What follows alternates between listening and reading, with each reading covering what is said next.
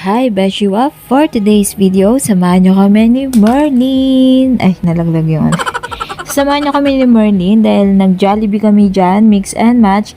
And for today's video, yun nga, mukbang lang lahat. Nag-food trip lang po kami ni Merlin the whole day. So by the way, Merlin is my friend and na-meet ko siya because of my best friend. Yan, hello sa'yo, Drake. And yun nga, and dito nga is kumakain kami sa may food court kasi punong-puno ang Jollibee sa may SM Pampanga. So, ang nangyari, nag-take out na lang kami and sa second floor na lang sa may food court namin kinain yung aming tinake out na mix and match lang na food. Pero thank you Lord kasi nakabili kami neto. And then after nyan, Beshop, is pumunta kami sa San Fernando nung gabi-gabi na. Ginabi na kami. Hindi ko alam paano ba yung explain.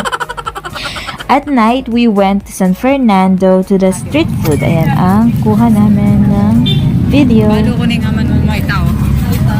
Di ate. Dagdag minute, di ba? Ito ba nakanta?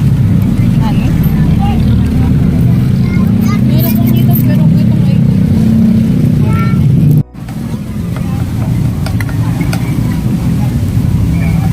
So, syempre Beshop, after naming mamili na aming kakainin sa street food is naupo kami sa may gilid and in-enjoy lang namin ni Merlin yung aming street food habang kumakain is nagchichika minute kami about sa nangyayari sa buhay-buhay namin.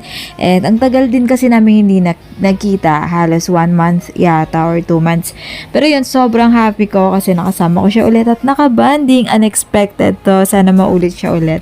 So yun lang Beshiwa, please subscribe on my YouTube channel, TikTok, and FB page. Kitty's Vlogs po. Yun po. Thank you, Beshiwa. Love you all.